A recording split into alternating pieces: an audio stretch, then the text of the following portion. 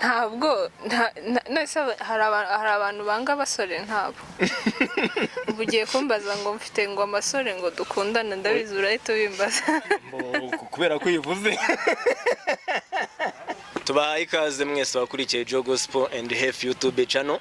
Tubahaye ikaze mwese muri hirya no hino mu gihugu cyacu, Majyaruguru, Amajyepfo, Iburasirazuba, Uburengerazuba, namwe mudukurikiye muri mu murwa mukuru wa Kigali. Tubahaye ikaze cyane, turazi yuko mwakoze subscribe kandi mukomeza gukunda ibiganiro byacu ndetse mugakomeza kubisharinga n'inshuti zanyu. Twongeye guha ikaze abantu dukurikiye muri hanze y'igihugu cyacu, muri East Africa, Uganda, Burundi, Tanzania, muri Congo, muri Afrika yose. Turabizi ko mudukurikira cyane mukunda ibiganiro byacu, ndetse n'abari hirya y'amazi magari mu Buraya, muri Amerika, mwese n'ahandi hose tavuze. Amahoro y'Imana akomeze abaye namwe.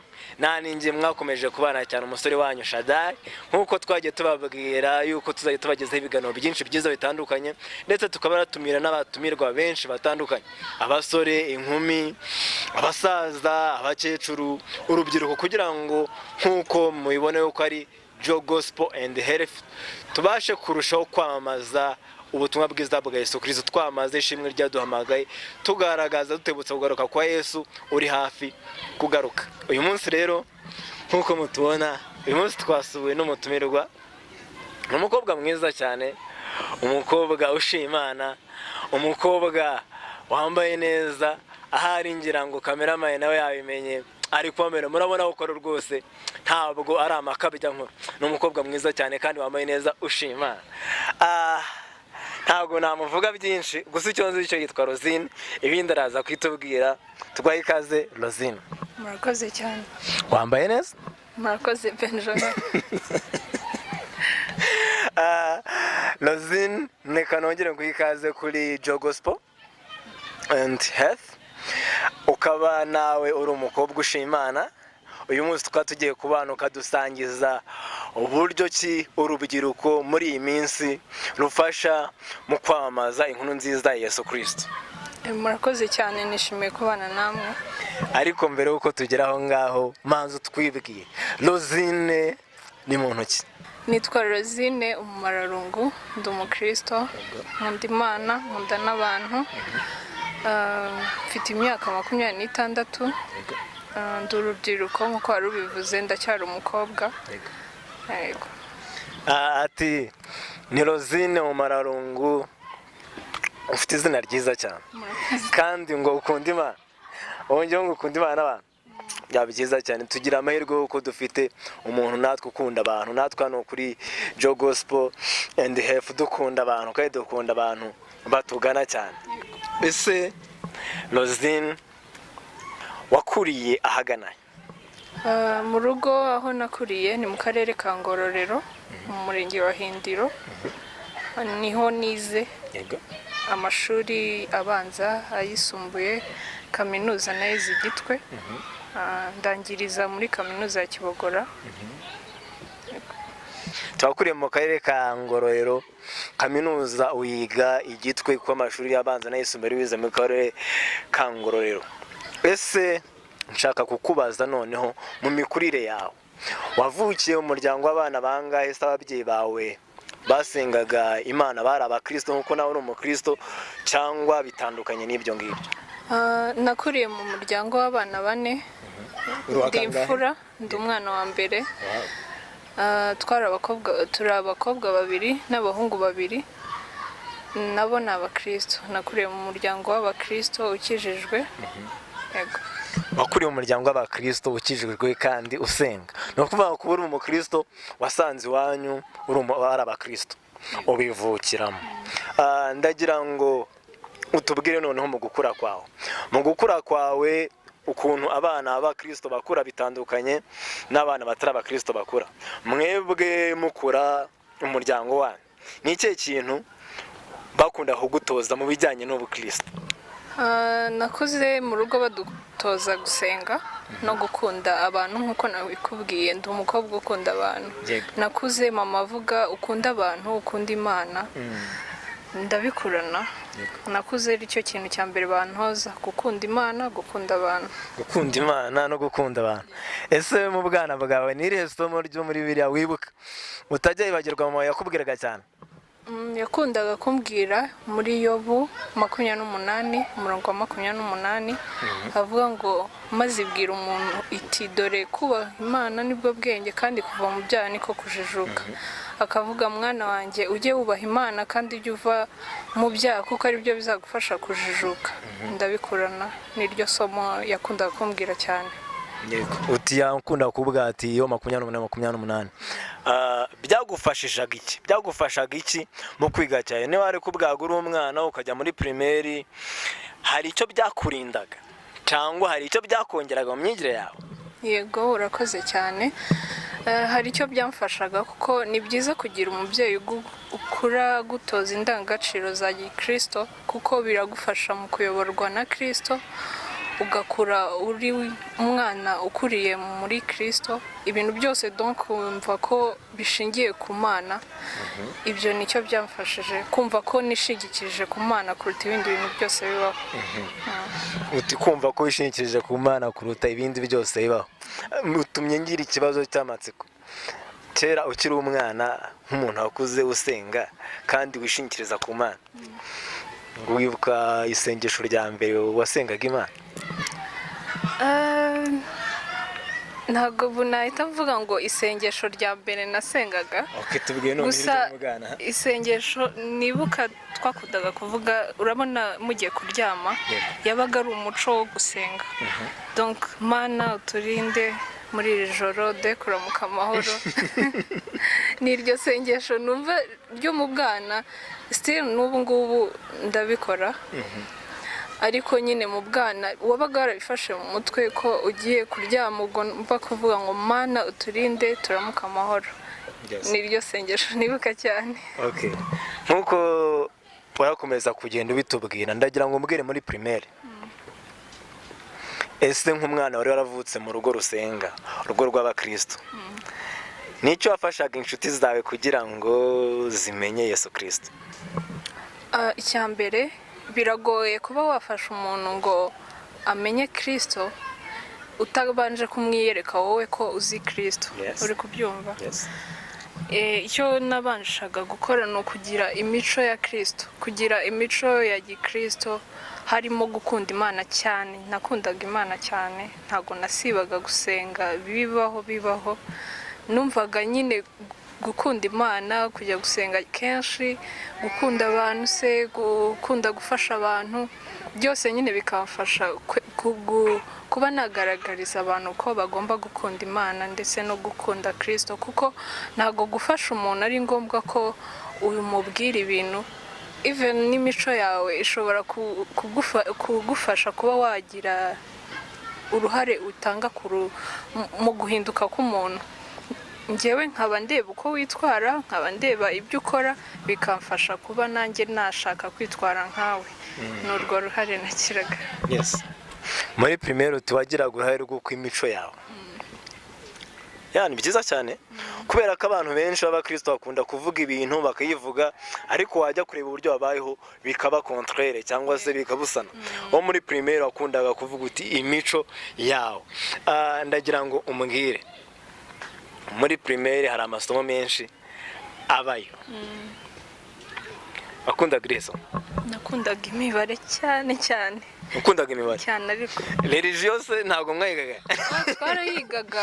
twarayigaga ariko religion wayikundaga kuko urumva amasaha yo kwiga imibare niyo yari menshi kuruta religion. Urabyibuka niba wiga primaire? Ariko nyine warumbaje ngo isomo nakundaga cyane, nakundaga kwiga imibare. Iyo mwabaga mugeze mwiyobokamana wumva kumeze ute? Numvaga ngiye muri church, numvaga ameze nk'umuntu nyine ugiye mu rusengero kwa kumva ko hagiye kuvugirwa iby'Imana, nkumva ko nyine tugiye kwiga ijambo ry'Imana. Iyo wabonaga hari ukuntu iyobokamana abantu utaryitaho cyane, haba muri primaire ndetse no muri secondaire, tukaripinga cyane, none ukabona bagenzi bawe bari gusakuza cyangwa se bari kuderanja mu isomo ry'iyobokamana, wumvaga umeze ute? Hari igihe wabaga jene kuko niba wabaga uri attentif ushaka kumva iryo jambo ry'Imana ukumva abandi bari kuderanja, byarakubangamiraga cyane ko no muri primaire burya abantu baba batarajijuka cyane ku buryo abantu bababwira ngo mwitonde muceceke mukurikire ijambo ry'Imana nyine, ariko uko biri wowe wageragezaga kuba attentif cyane niba hari ijambo bagiye gusoma, kuko urabizi ukuntu twigaga barasomaga ijambo then bakarisobanura, nkumva mfite amatsiko yo gusobanukirwa n'ibintu bijyanye n'Imana cyane ko nari nkiri mutoya.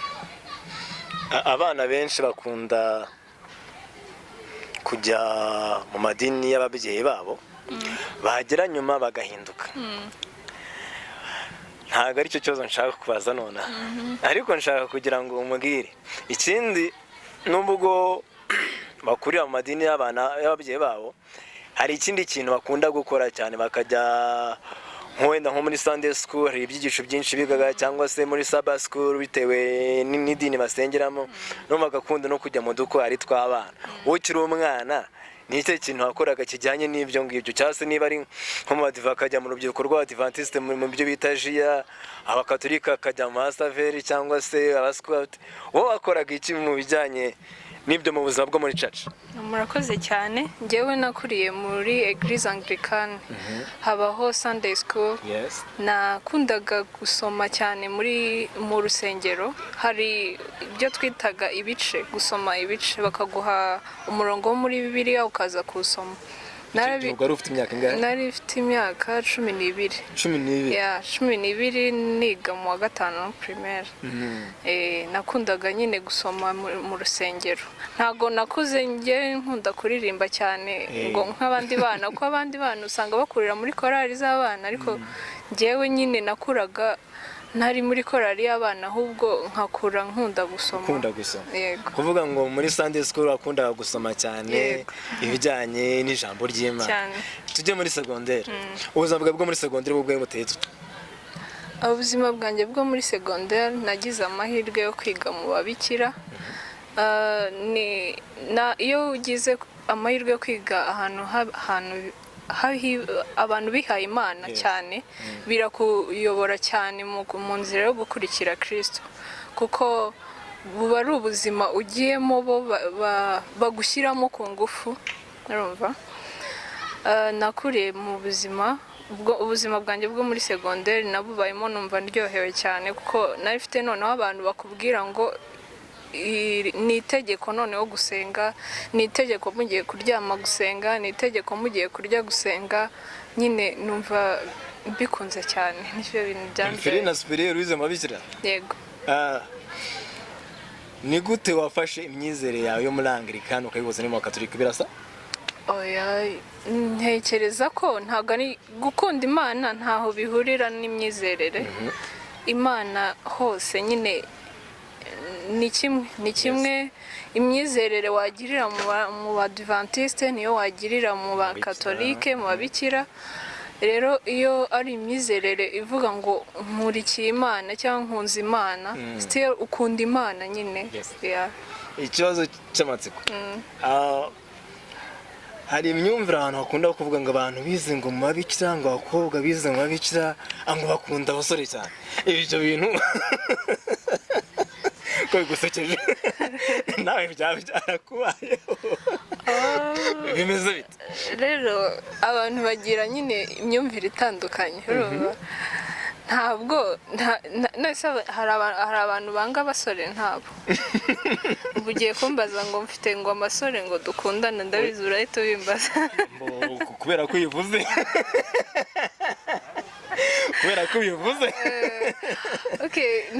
ntabwo ari uko, nta nubwo twabangaga, twarabakundaga cyane, twaba twasohotse, kubera ko urumva muba mumara igihe kinini muri abakobwa gusa. Niyo gusohoka mugahura n'abahungu, donc kumva n'ubundi buzima.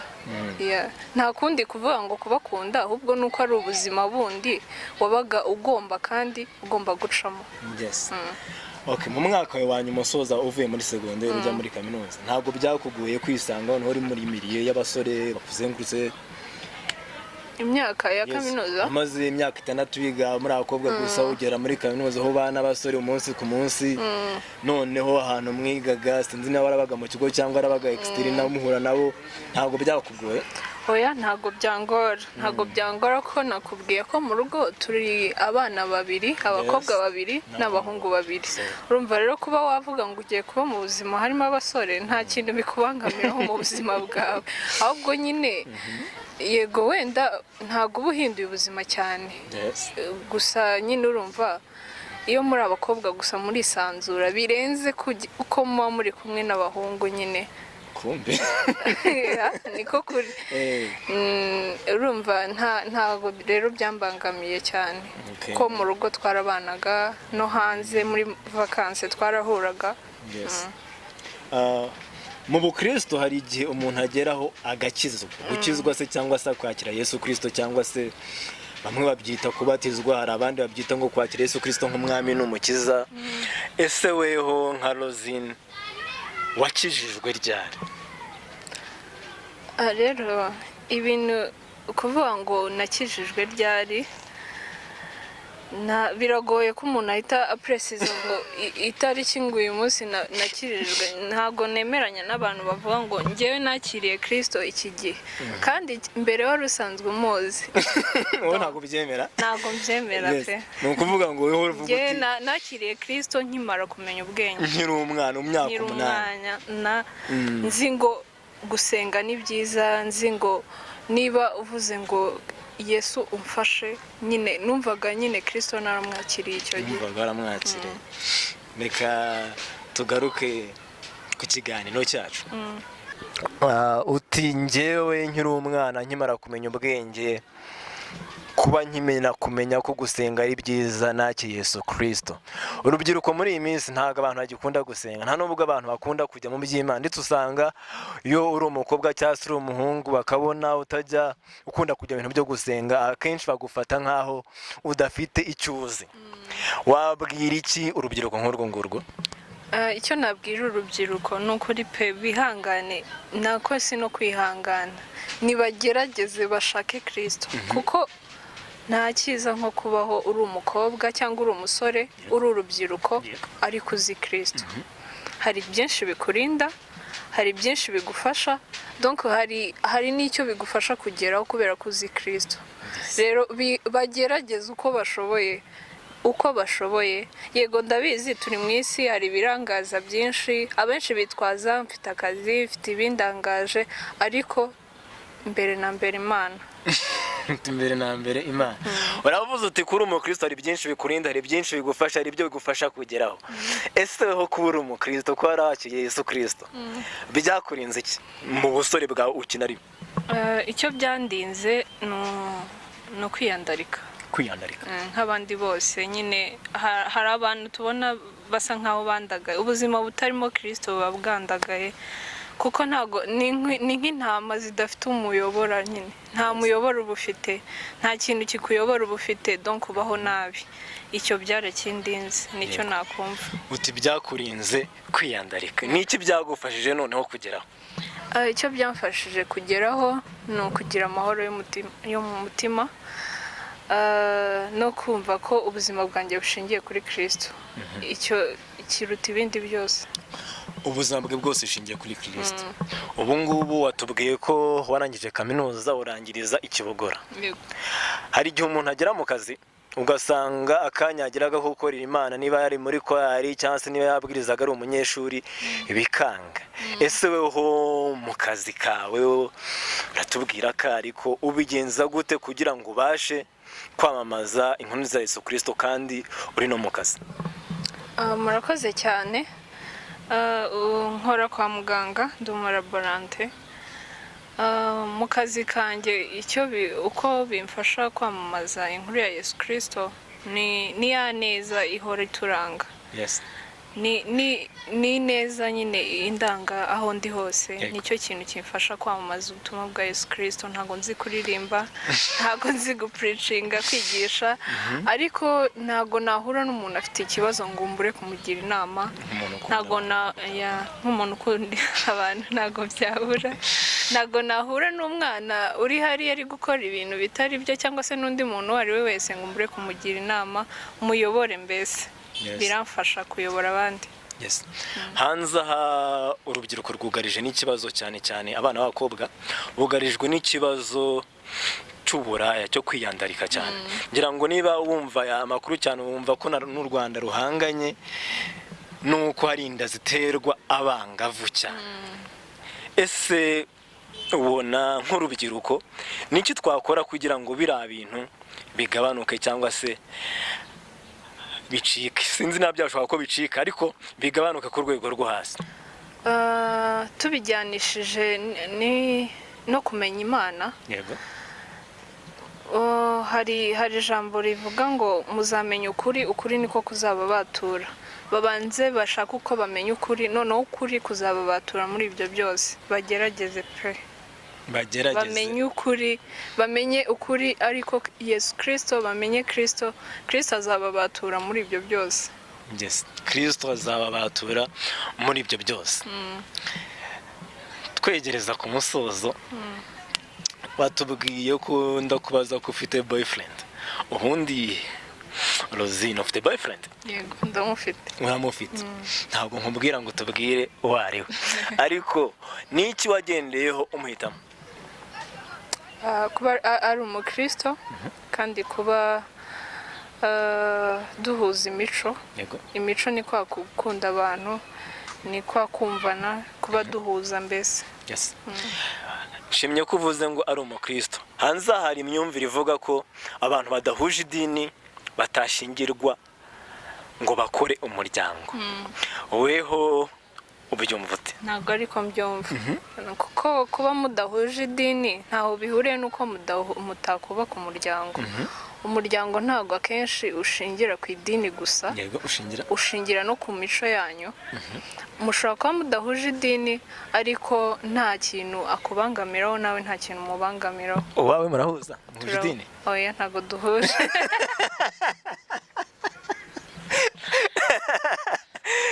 Uko mudahuje nta n'ukuntu wabishyigikira kandi mudahuje. None se ubwo muzasezerana he? Uzahindura bizagenda gute? Ibyo ni ibintu muganiraho. Ni ibintu muganiraho, iyo mukundana murumvikana. Tuzareba uko twumvikana. Mbere yuko tugana kuri twa tubazo dusanzwe tubaza abantu bose badusuye twa TikTok.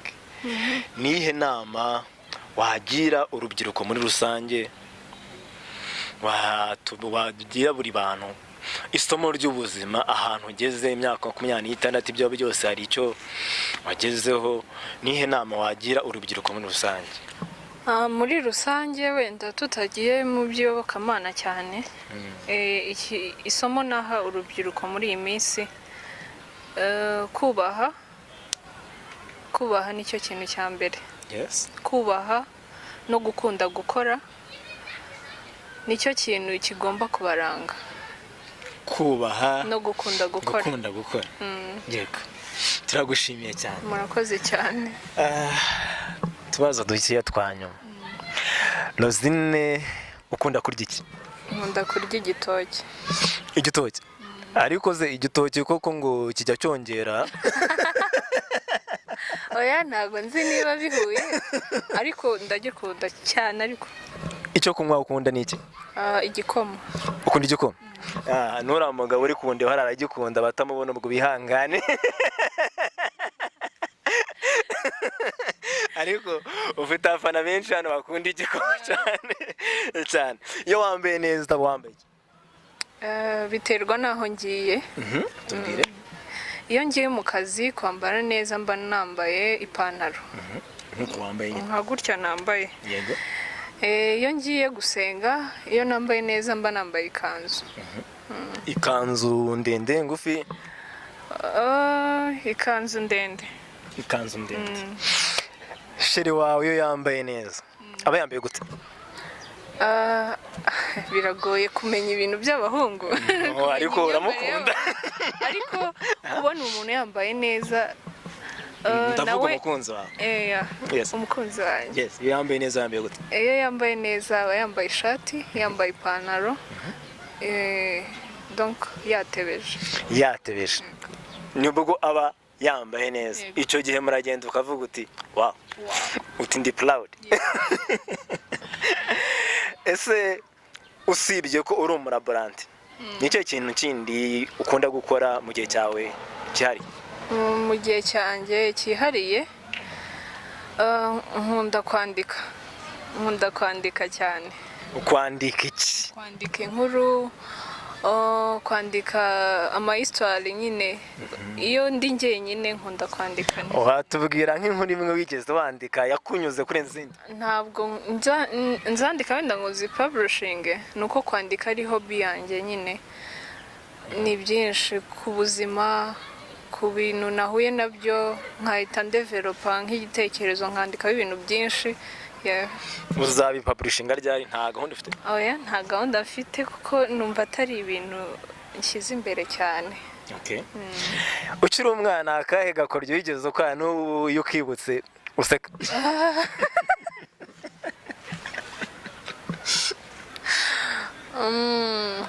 Umwana rero ubuzima bw'ubwana bwose ugiye kureba kuva ku ntangiriro kugeza ubaye mukuru bwose waba busekeje. Hariho kamwe ariko umuntu ajya yibuka avuga ati cyo mbyibutse.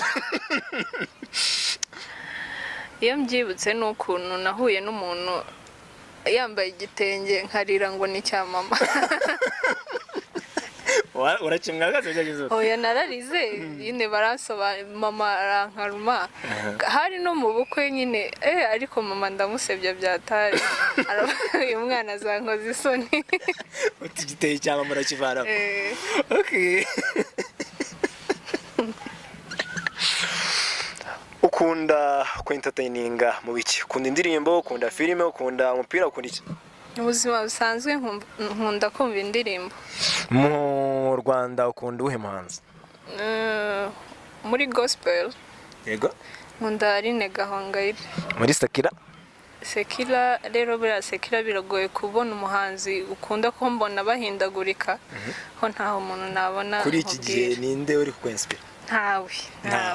Nindi ndirimbo ya Aline Gahongayire anyuzwe mu mutima wanjye, mfite indirimbo ibihumbi, narindi jambo nshaka kuvuga usibye rigushima.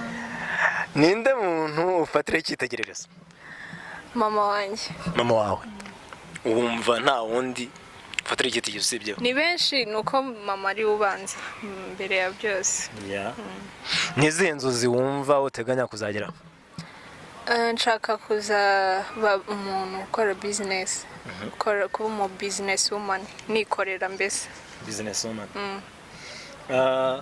Uhuye na Perezida wa Repubulika wacu wamusaba iki? Oh my God, ntago byanyorohera kuvuga, byonyine no kumureba gusa ntago nabona ikintu mvuga. Ariko ikintu cya mbere nakora navuga thank you, God bless you. Kuri ho umukobwa w'umunyarwandakazi arangwa n'iki? Gukora. Nkunda umukobwa ukora. Gukora? Ni ukuvuga ngo nta nicyo kintu hatuvuga ati mukore. Mukore, mwubahe, mucire bugufi abantu bose. Turagushimiye cyane. Murakoze cyane. Ariko mbere yuko tukurekura tubwira umurongo wo muri Bibiliya wasangiza urubyiruko rwose, ndetse abazareba ikiganiro cyawe bakavuga bati wow, yaduhaye umurongo tuzagendera. Abafilipi 4:6 ngo nimukagire icyo mwiganyira, ahubwo ibyo mukennye byose bimenywe n'Imana, mubisabiye mubyingingiye kandi mushima. Turagushimiye ko abanye natwe. Murakoze cyane. Turabashimiye mwese mwamuduteze amatwi kandi mwamukurikiye ikiganiro cyacu. Twari turi kumwe na Rosine, mwumvishe ko umurongo abasigiye babwa ati ntimukagire ikintu cyose mwiganyira, ahubwo byose mubyishimire mushimire Imana. Ikindi yagurutse nuko abantu twese urubyiruko rugomba gukora, tugakora tukavana amaboko mu mufuka, uko nicyo n'Imana yavuze ati udakora ntakagira ute ntakarye. So turabashimiye, mwari kumwe nanjye Shaddai, dukomeje kwabwira ngo niba ushaka gukurikira ibiganiro byacu nta kindi ukora no kujya kuri YouTube channel ya Jo Gospel and Health ugakora subscribe, like niba wakunze ibiganiro byacu, ugakora comment niba ushaka ko hari ikindi kintu twazaganiraho cyangwa se umutumirwa twakuzana, ndetse ukanabisharinga ku nshuti zawe. Ubundi amahoro y'Imana akomeze abane nawe.